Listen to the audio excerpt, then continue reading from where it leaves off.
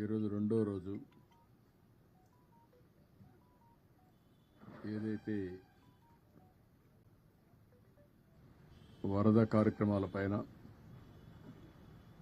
సహాయం చేయడం కానీ ఎక్కడికక్కడ ఒక పక్క వరదని నియంత్రణ చేయడం కోసం ప్రయత్నం చేయడం, ఇంకొక పక్కన ప్రాణ నష్టాన్ని తగ్గించడానికి ఎన్ని విధాల ప్రయత్నం చేయాలనో అన్ని విధాల ప్రయత్నం చేయడం. ఇది కాకుండా వాళ్ళందరినీ పునరావాసం కానీ ఇమ్మీడియట్గా వారికి కావాల్సినటువంటి నిత్యావసర వస్తువులన్నీ కూడా ఫుడ్ ఎట్టే విధంగా సప్లై చేయాలని చేయడం కోసం ప్రయత్నం చేశాం. నిన్న ఈవినింగ్ ఏదైతే బుడమేరు, ఈరోజు సింగ్ నగర్ పూర్తిగా మునిగిపోవడానికి కారణం బుడమేరు. ఏదైతే బుడమేరు కానీ ప్రాపర్గా బ్రీచెస్ లేకుండా ఉండి అదే సమయంలో ఆ నీళ్లు కృష్ణానది కొన్నొచ్చి కొన్ని కొల్లేరు సదస్సు పోవాల్సిన అవసరం ఉంది. కొల్లేరుకు పోవాల్సిన నీళ్లు ప్రీవియస్ గవర్నమెంట్ హయాంలో 2 పెద్ద బ్రీచెస్ వాడడం, ఆ బ్రీచెస్ నేను వచ్చి కూడా 80 రోజులే అయింది. ఈ 80 రోజుల్లో నోటీస్ చేయలేకపోవడం, దానివల్ల ఈ ప్రమాదం వచ్చే పరిస్థితి వచ్చింది. ఇంకొక పక్కన కృష్ణా నదిలో కూడా దగ్గర చరిత్రలో ఎప్పుడూ రాని విధంగా 11,45,000 క్యూసెక్స్ ఆఫ్ వాటర్ వచ్చింది. కృష్ణా నది డిజైన్ చేసింది ఈ యొక్క గేట్స్ అయితే ప్రకాశం బ్యారేజ్లో 11,90,000కు డిజైన్ చేశారు. ఫుల్ కెపాసిటీ 11,90,000 టేకప్ తీసుకుంటుంది. ఈరోజు మనకు వచ్చింది 11,43,000 వచ్చింది. ఇది historic record, first of it's kind. చరిత్రలో ప్రకాశం బ్యారేజ్ కట్టిన తర్వాత ఇంత పెద్ద ఎత్తున వరద రావడం అనేది మొదటిసారి. ఒకసారి 2009లో వచ్చింది, అప్పుడు వచ్చింది 10,90,000. ఈసారి 11,43,000 వచ్చే పరిస్థితి వచ్చింది.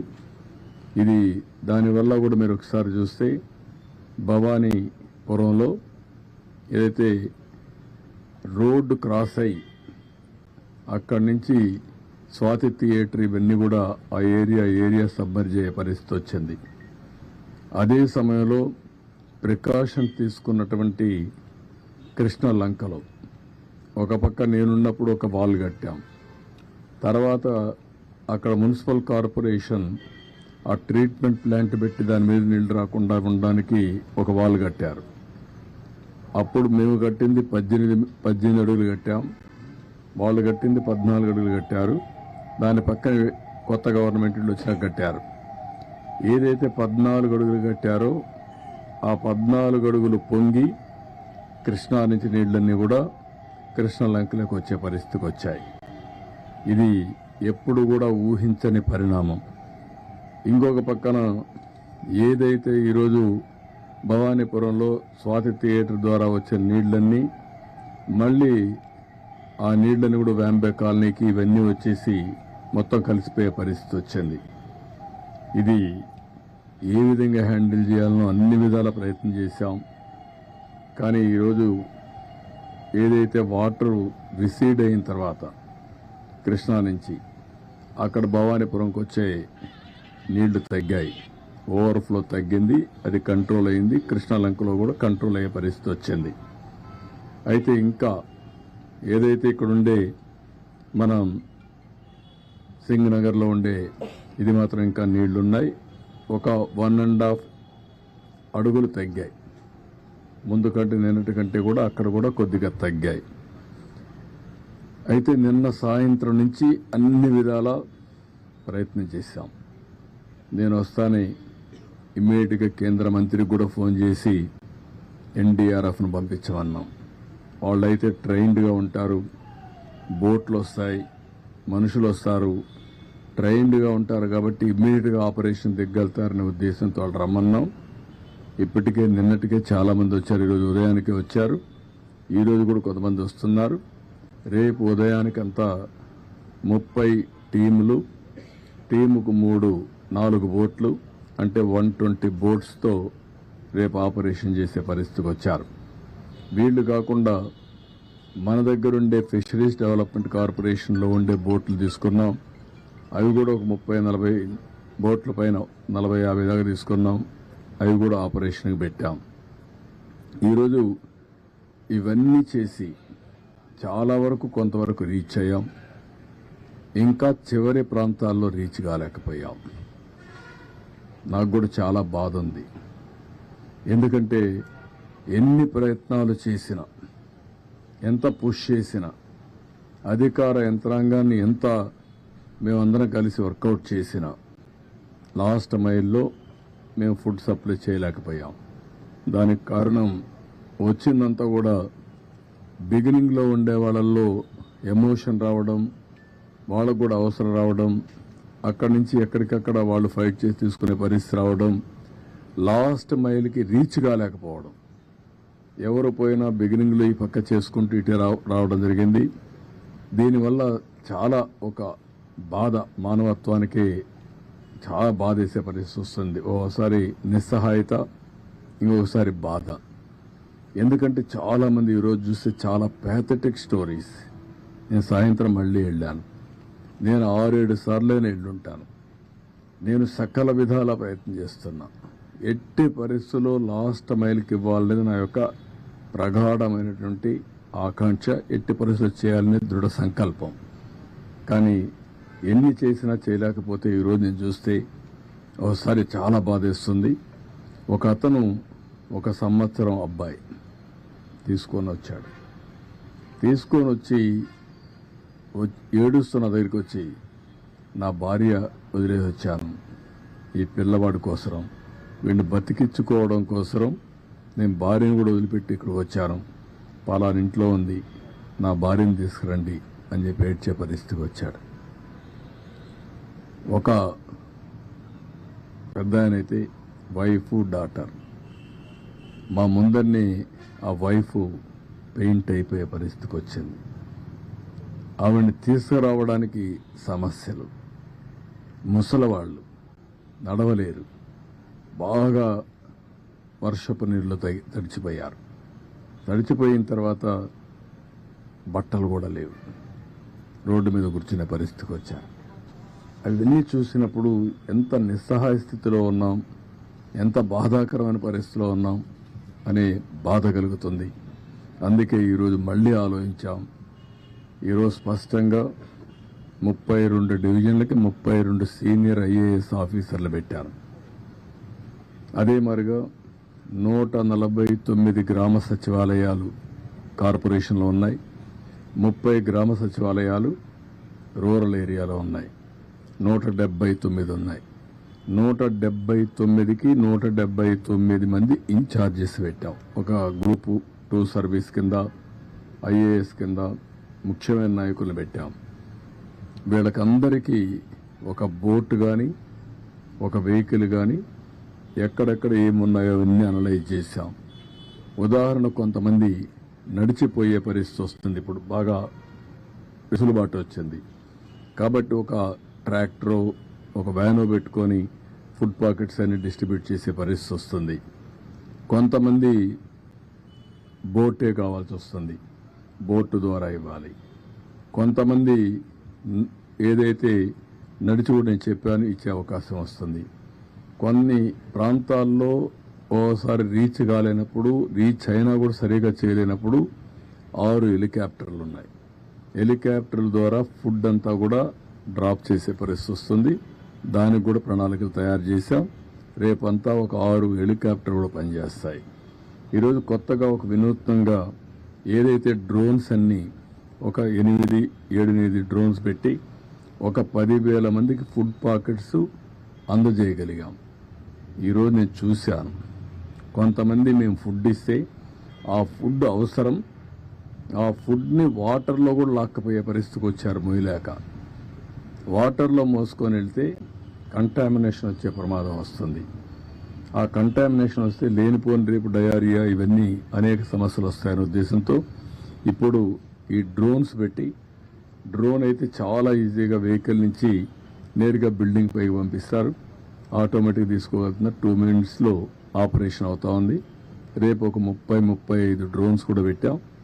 అది కానీ సక్సెస్ అయితే ఇంకా ఎన్ని పెట్టాలో పెట్టి ఇంకా టైం కూడా లేదు. We're operating. అవైలబిలిటీలో ఉండే డ్రోన్స్ అన్ని కూడా తీసుకొచ్చి పెట్టాం. అదే మరిగా ప్రతి ఒక్క బోట్లో కానీ ప్రతి ఒక్క వెహికల్లో కానీ ఒక ఆక్టోపస్ కానీ గ్రే హౌండ్స్ కానిస్టేబుల్ పెట్టాం. ఎందుకంటే వాళ్ళది సమర్థవంతంగా చేయగలుగుతారని పెట్టాం. అదే సమయంలో లోడింగ్ అన్లోడింగ్ ప్రాబ్లం ఉంటే ఏపీఎస్పీ స్టాఫ్ ఉన్నారు, పోలీసులు ఉన్నారు, వాళ్ళ సర్వీసులు కూడా ఉపయోగించుకోవాలని వాళ్ళని కూడా పెట్టాం.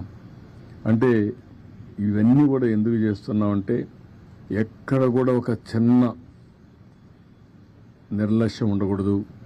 ఎట్టి పరిస్థితిలో లాస్ట్ మైల్లో ఉండే వ్యక్తులకు చేరవేయాలి. వాళ్ళ ప్రాణాలు చాలా ముఖ్యం. అదే మరి వాళ్ళు చాలా ఇబ్బందుల్లో ఉన్నారు. నేను చూసినప్పుడు అనిపిస్తుంది, డబ్బులుండేవాళ్ళు, డబ్బులు లేని వాళ్ళు, చదువుకున్న వాళ్ళు, చదువుకోలేని వాళ్ళు, ఏ ఏజ్ ఉన్నా ప్రతి ఒక్కరు అందరూ సమానమైపోయే పరిస్థితికి వచ్చారు. దీనావస్థలో ఉన్నారు. కడుపు నిండితే చాలని బాధపడుతున్నారు. కనీసం నీళ్లు కూడా దొరకకుండా నీళ్లు ఇస్తే అది అమృతంగా భావించే పరిస్థితిలో ఉన్నారు. అవి చూసినప్పుడు బాధ్యత పెరుగుతుంది. నేను ఆ మాటే చెప్పాను మా ఆఫీసర్లకు అందరికీ. ఈరోజు ఈ కష్టకాలంలో ఉన్నప్పుడు మనందరి మీద ఒక గురుతరమైన బాధ్యత ఉంది. మీరు ఆ పని చేయండి. నాకు రాత్రికి రేపు ఎల్లుండి 3 days మాత్రం రాజీ లేదు. 0 tolerance. అందరం కలిసి పనిచేయాలి. ఎక్కడ కూడా ఏమాత్రం కూడా అశ్రద్ధ వహించడం, నిర్లక్ష్యంగా ఉండడం, కష్టాల్లో ఉండే వాళ్ళతో మాట్లాడే విధానం కూడా చాలా ఇంపార్టెంట్. ఒకసారి ఎమోషనల్గా మాట్లాడతారు, హిస్టరిక్గా మాట్లాడతారు. ఎందుకంటే నిన్నటి నుంచి భోజనం లేదు, కళ్ళ ముందర పిల్లలకు భోజనం పెట్టలేకపోయారు, పేషెంట్లుగా ఉండే పేరెంట్స్ని చూసుకోలేకపోయారు. అవన్నీ చూసినప్పుడు ఎవరికైనా కోపం వస్తుంది, బీపీ పెరుగుతుంది, ఆవేశం వస్తుంది. అలాంటి సమయంలో మనం వాళ్ళని సముదాయించాలి, ఎప్పటికప్పుడు వాళ్ళకి గౌరవించాలి. వాళ్ళు గట్టిగా మాట్లాడినా మీరు వాళ్ళని ఏ విధంగా మెప్పించాలనో మెప్పించి మనం ఏం చేయాలో చేయాలని చెప్పి కూడా చాలా స్పష్టంగా చెప్పాను. మా వాళ్ళు కూడా చేస్తారని చెప్పి ఆశిస్తున్నా. నేను సర్వేలు కూడా కండక్ట్ చేసుకుంటున్నా. ఎక్కడికక్కడ ప్రజాభిప్రాయాన్ని మేము ఇచ్చినట్టు చేరాయా లేదా అని కూడా అడుగుతున్నాం. దానివల్ల కూడా నాకు సమాచారం వస్తుంది. ఆ సమాచారాన్ని బేస్ చేసుకుని మళ్ళీ అక్కడ పంపించవలసిన నిత్యావసర వస్తువులన్నీ పంపిస్తాం. ఇది phase 1లో మేము చేసే కార్యక్రమం. ఇది అయిన తర్వాత ఎక్కడికక్కడ శానిటేషన్, ఇప్పటి నుంచే శానిటేషన్ పైన కూడా శ్రద్ధ పెట్టాల్సిన అవసరం ఉంది. కొన్ని ప్రాంతాల్లో ఒకరిద్దరు చనిపోయారు కూడా అంటున్నారు. దాన్ని కూడా, ఎందుకంటే నిన్న ఈరోజు ఈ నీళ్ళల్లో ఓసారి బయట వచ్చినప్పుడు కానీ అలాంటప్పుడు ఒకరిద్దరు చనిపోయి ఉంటే అవన్నీ కూడా అకౌంట్ ఫర్ చేయాల్సిన అవసరం ఉంది. దానిపైన కూడా శ్రద్ధ పెడతాం. ఇవన్నీ చేస్తూనే శానిటేషన్ కంప్లీట్ చేసి వాళ్లకు పునరావాసం చేయడానికి మళ్ళీ ఏం చేయాలనో అవి కూడా ఫైనలైజ్ చేస్తాం. దాన్ని కూడా తొందరగా కంప్లీట్ చేసి ఈ టీంతోనే టోటల్గా మళ్ళీ వాళ్ళకు ఒక నమ్మకం ఇచ్చి, మళ్ళీ ఒక భరోసా ఇచ్చి వాళ్ళందరినీ కూడా ఏ విధంగా ఆదుకోవాలని ఆదుకున్న తర్వాతనే ఇక్కడి నుంచి కదలబోతున్నాం. ఇది ఈరోజు కార్యక్రమం.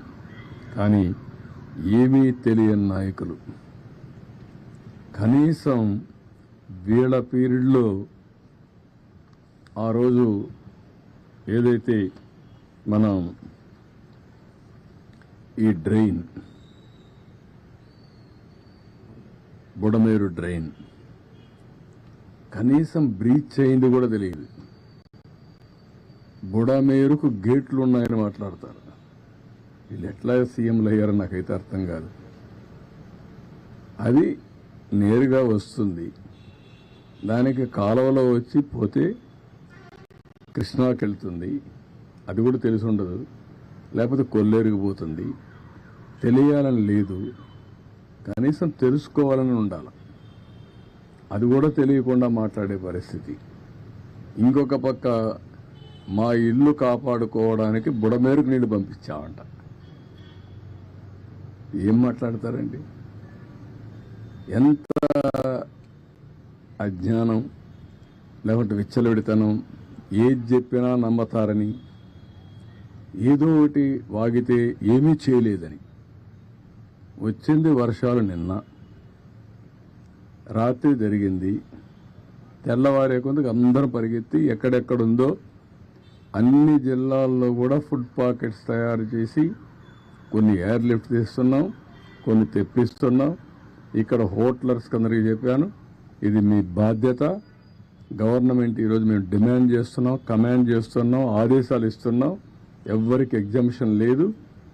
మీరు ఇన్ని లక్షల పాకెట్లు చేయాలంటే చేయాల్సిందే. మీరు సప్లై చేయమని ఆదేశాలు ఇచ్చాం. ఎందుకు? దేనికోసరం? ఇది పబ్లిక్ ఇంట్రెస్ట్. ఇది మా ఇంట్రెస్ట్ కాదు. ఒక పబ్లిక్ ఇంట్రెస్ట్ అయినప్పుడు, ప్రజలు ఇబ్బందుల్లో ఉన్నప్పుడు ప్రభుత్వానికి ఒక విస్తృతమైన అధికారాలు ఉన్నాయి. ఎంతవరకు హ్యూమన్లీ పాసిబులో అన్నీ చేస్తున్నాం. బోర్డ్స్ తెప్పించాం, మనుషులు తెప్పించాం, ఫుడ్ అంతా సప్లై చేయించాం. సెక్రటరియేట్ మొత్తం ఈరోజు మీరు చూస్తే కలెక్టరేట్ని సెక్రటరియేట్గా చేసుకుని చీఫ్ సెక్రటరీ మొదలుకొని చీఫ్ మినిస్టర్ మొదలుకొని ఇక్కడే ఉన్నాం. దాన్ని కూడా వక్రీకరించి మాట్లాడే పరిస్థితికి వస్తున్నారు. వీళ్ళకు బాధ్యత లేదు, నాకు బాధ్యత ఉంది.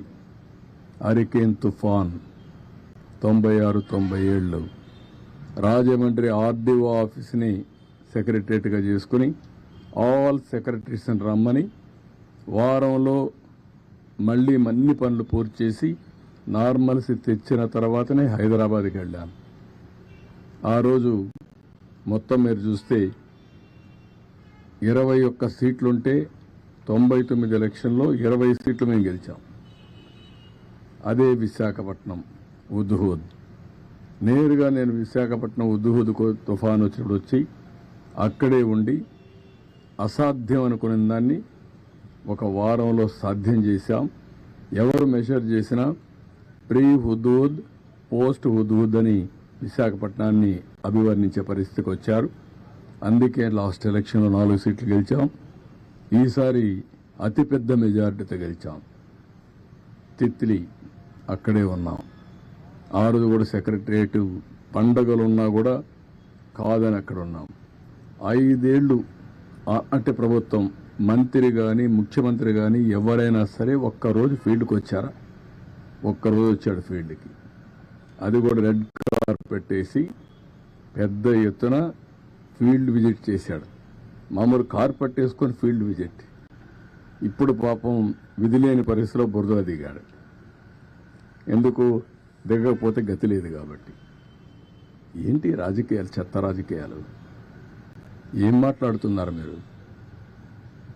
మీరు మాకు తుఫాన్ గురించి, సైక్లోన్ గురించి, డిజాస్టర్ గురించి మాట్లాడే పరిస్థితి మీకుందా?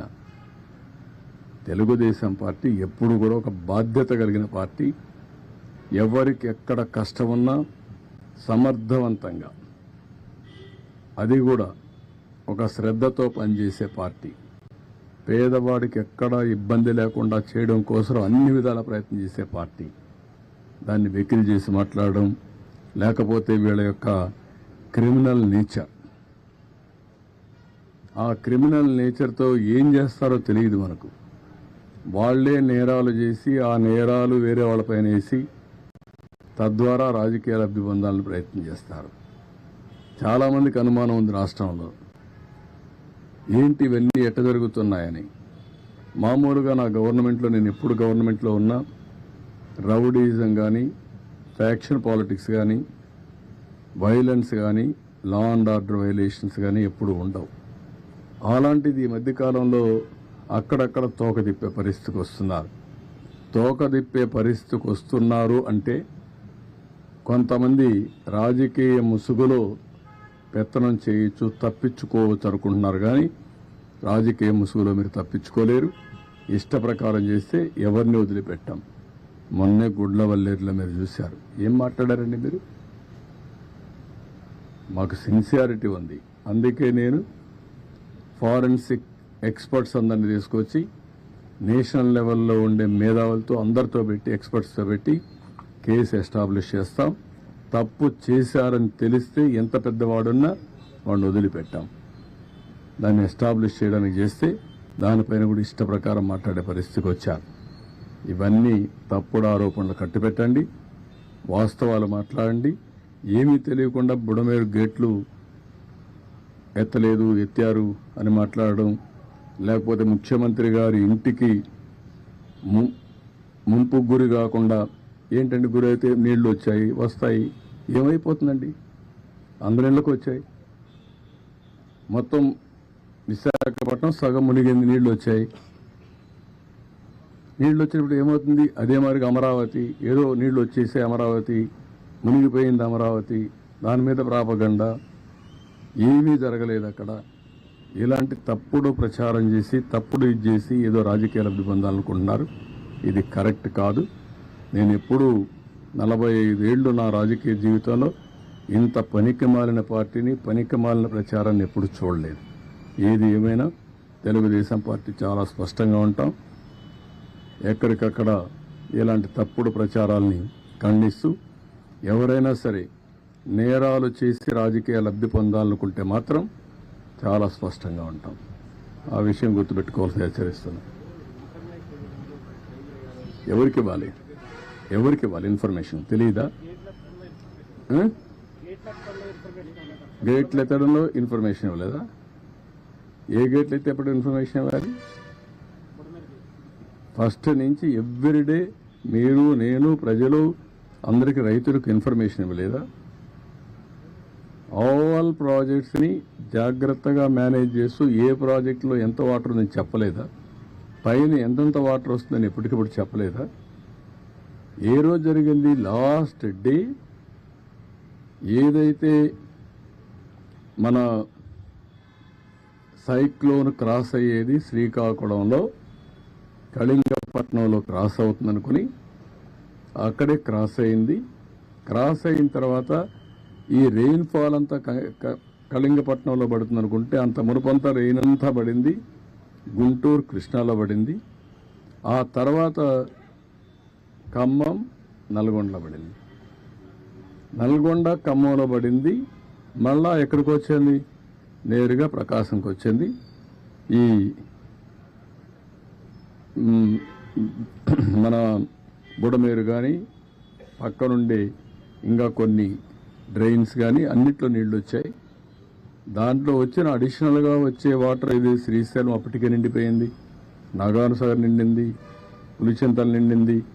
అక్కడి నుంచి హెవీ రెయిన్ఫాల్తో ఆయన్ని వచ్చాయి. ప్లస్ ఇక్కడ పడిన వర్షంతో ఈ నీళ్లు వచ్చాయి.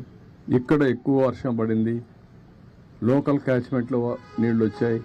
ఆల్ ఆఫ్ ఏ సడన్ కమ్ముకొని వచ్చి వీళ్ళు చేసిన తప్పుడు పని, మానవ తప్పిదం. ఆ రోజు వీళ్ళు బ్రీచ్ చేసింది కానీ మేము కానీ చెక్ చేసుకొని ఉంటే, ఆ బ్రీచెస్ క్లోజ్ చేసి ఉంటే ఇప్పుడు ఈ నీళ్ళు వచ్చే పరిస్థితి లేదు. ఇది నువ్వు అనలైజ్ చేసుకొని మాట్లాడాలా, తెలియకపోతే నేర్చుకొని మాట్లాడాలా. ఏదంటే ఇది మాట్లాడతాను, ఏదో ఇన్ఫర్మేషన్. ఏమి ఇన్ఫర్మేషన్?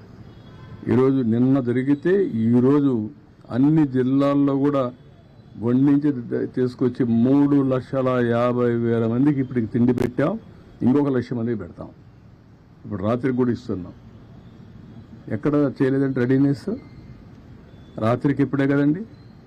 రాత్రి జరిగితే తెల్లవారే కొందికి ఒక 120 బోట్లు తెప్పించామే. ఎక్కడి నుంచి వచ్చే బోట్లు, ఎక్కడి నుంచి ఆపరేట్ చేస్తాం మీరు చూడలేదా? మరి అక్కడి నుంచి మొత్తం ఫుడ్ అంతా కూడా తీసుకెళ్ళాం, ప్రొక్యూర్ చేసాం. అది ఒక బాధ్యత. మేము వీళ్ళ కోసం అపోజిషన్ చేయాలి, ఒక బాధ్యతకని చేసాం. అవన్నీ ముందుకు వచ్చాం.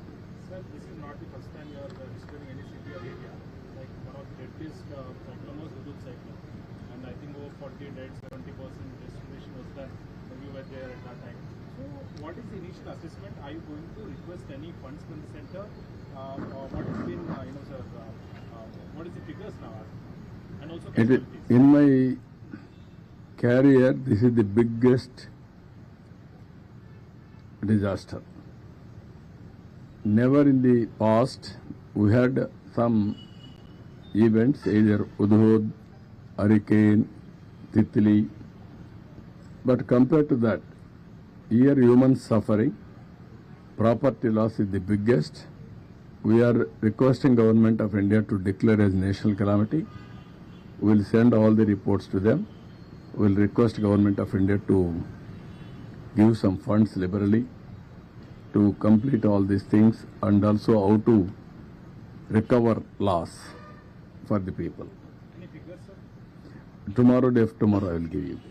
Even there is a huge loss of crop, and also some more assets, even private assets and public assets. All these things will estimate. We will send it to Government of India at the earliest.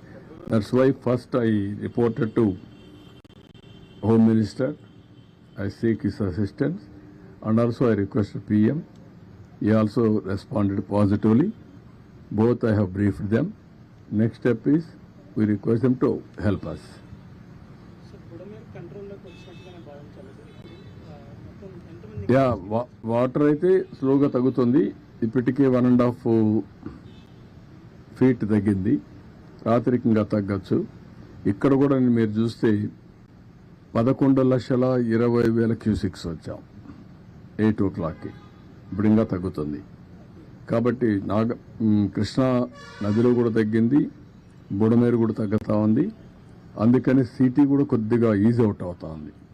రేపు ఎల్లుంటికి ఈ సింగ్ నగర్ కానీ పరిసరాల్లో కానీ నీళ్లు బాగా తగ్గితే ఈజ్ out అయిపోతుంది. We're working on that. రసం బ్యారేజ్ గేట్ల మీద ప్రమాదం వాటిల్లని సోషల్ మీడియాలో ప్రచారం చేస్తున్నారు. దానివల్ల ప్రజలు ఆందోళన. అమరావతి కూడా పూర్తిగా మునిగిపోయింది. రాజధాని అమరావతిలో కూడా మొత్తం ఏదైతే అనుకున్న అందరూ ప్రచారం జరిగింది. నేనేమంటానంటే రెండు విషయాల్లో కూడా క్రిమినల్స్ కొంతమంది ఈ రాష్ట్రంలో ఉంటే, వాళ్ళు రాజకీయాల్లో ఉంటే ప్రజలకు కూడా ఎవ్రీడే అనుమానాలు వస్తాయి. నాకు కూడా అనుమానం వస్తా ఉంది. 2 బోట్లు వచ్చే చూశాను. ఎక్కడి నుంచి వచ్చే తెలియదు. వచ్చి నేరుగా ప్రకాశం బ్యారేజ్ని ఢీకొన్నాయి. ఆ ప్రవాహంలో ఒక విధంగా ఆలోచిస్తే అది ప్రమాదమే. కానీ అది ఎక్కడ హిట్ చేయాలని అక్కడ హిట్ చేయకుండా వేరే ప్రాంతంలో హిట్ చేసింది కాబట్టి కొంతవరకు సేఫ్ అయింది. ఇప్పుడు దాన్ని కన్నయ్య నాటి ఈరోజు వచ్చి చూశాడు. ఏ విధంగా చేయాలి, ఎట్లా సేఫ్టీ ఆఫ్ ది ప్రాజెక్ట్ కాపాడుకోవాలనో కాపాడుకునే పరిస్థితి వస్తుంది. ఇప్పుడు చాలామంది దాని మీద దీంట్లో కూడా కుట్ర ఉందని అనుమానించే పరిస్థితికి వచ్చారు. ప్రైమా ఫేసి నేను ఆలోచించలేదు, కానీ ఒకసారి వివేకానంద రెడ్డి మర్డర్ చేసి గుండెపోటని చెప్పగలిగిన వాళ్ళు ఇలాంటివి కూడా చేయించేమో. వి కెనాట్ ఇది. ఈరోజు రేపల్లి ఏదైతే బండి ఉందో అక్కడ పెట్రోలింగ్ పెట్టే పరిస్థితికి వచ్చాం ఈ దొంగల కోసం, నేరస్తులతో. ఎప్పుడన్నా ఆలోచించామంటే పెట్రోలింగ్ పెట్టాలని? నాకెప్పుడు లేదు. 1-2 సార్లు పెట్రోలింగ్ ఎందుకు పెట్టానంటే, నాగార్జున సాగర్ లెఫ్ట్ మెయిన్ కెనాల్లో రైతులు నీళ్లు రానియకుండా ఉంటే సమైక్య ఆంధ్రప్రదేశ్లో ముఖ్యమంత్రిగా చివరి భూములకు నీళ్లు తేవడానికి పెట్రోలింగ్ పెట్టి డిఎస్పీని ఆర్డీఓని పెట్టి నీళ్లు తీసుకొచ్చాను. నౌ క్రిమినల్స్ ఎవరైనా కానీ బ్రీచెస్ చేస్తారేమో అనే భయంతో ఇప్పుడు పెట్రోలింగ్ పెట్టమని చెప్పాను నేను డీజీపీకి, ఇప్పుడు సిఎస్కి ఇద్దరికి. What is the fate? Amaravati ఎందుకు పనిగట్టుకొని మీరు ప్రచారం చేస్తున్నారు మునిగిపోయిందని? మీరు చూడండి, ఒక విష ప్రచారం వైఎస్ఆర్ కాంగ్రెస్ పార్టీ దానికి సంబంధించిన బ్లూ మీడియాలోనే స్టార్ట్ అవుతున్నాయి. ఇదే పని పెట్టుకున్నారు. ఇదే పని పెట్టుకొని ప్రతి ఒక్క దాన్ని విష ప్రచారం చేస్తూ మభ్యపెట్టే విధంగా చేసే పరిస్థితి వచ్చారు. కొన్ని ఇక్కడ ఇంకా ఎస్టాబ్లిష్ చేయలేదు, కానీ అనుమానం వచ్చే పరిస్థితి కూడా వస్తుంది. కానీ ఎవరిని వదిలిపెట్టను, చాలా ఫర్మ్గా ఉంటాం. గుడ్ల వల్లేర్లు ఏంటండి మీ పని? సిగ్గుందా మీకు? 300 వీడియోలు ఉన్నాయా? ఇవన్నీ తీశారా? అన్ని యూనివర్సిటీలో తీస్తున్నారా? ఎవరు చెప్పాడు మీకు? అంటే ఆ పిల్లల భవిష్యత్తు అవసరం లేదు మీకు? ఓసారి అక్కడ జరిగిన సంఘటన పట్ల పిల్లలు ఆవేశంగా ఉన్నారు. ఆవేశంగా ఉంటే రాజకీయ నాయకుడిగా, ఒక ఎల్డర్లుగా నా బాధ్యత ఏంటి? ఆ పిల్లల్ని మెప్పించి ఏం జరిగిందో జరగలేదో అన్ని ఎస్టాబ్లిష్ చేసి, జరిగితే కఠినంగా శిక్షించి, జరగకపోతే జరగలేదని చెప్పి వాళ్ళల్లో మనోధైర్యాన్ని నింపవలసిన మేము 300 వీడియోలు తీసేశారని చెప్పి ఆ 300 వీడియోలు ఉన్నాయని దేశం అంతా పంపించి డిగ్నిఫైడ్గా ఉండే ఇన్ఫ్లుయెన్సర్ కూడా పెట్టిస్తారా మీరు? ఏమనుకుంటున్నారు మీరు? ఒళ్ళు దగ్గర పెట్టుకోవాలి. ఆడపిల్ల శీలాన్ని లెక్కలేని విధంగా మీ ఒక్కొక్కరు మనం చూస్తున్న ఆ పార్టీలో ఎలాంటి చరిత్రహీనులు ఉన్నారు. ఆడబిడ్డల పట్ల ఎంత దారుణంగా ప్రవర్తించే వాళ్ళు ఉన్నారు మనం చూసాం. కనీసం వాళ్ళపైన యాక్షన్ తీసుకోకుండా ఏమీ లేనిది ఇక్కడ నెపమేసి ఆడబిడ్డల భవిష్యత్తుని అంధకారంలో పెట్టే పరిస్థితికి వస్తున్నారు. కాబట్టి దారి గుర్తుపెట్టుకోండి. అందుకే నేను ఒక టాప్ లెవెల్ ఎక్స్పర్ట్స్ కమిటీ వేశాను, పోలీస్ ఆఫీసర్లు వేశాను. నిగ్గుదేలుస్తాం. అది నిగ్గుదేల్చడమే కాదు, ఆ తర్వాత ఇలాంటి తప్పుడు కేసులు పెట్టిన వాళ్ళు కూడా నోటీసులు చేంజ్ చేయాలో చేస్తాం. మరి ఈ ప్రాంతం పట్ల విద్వేషంతో కొంతమంది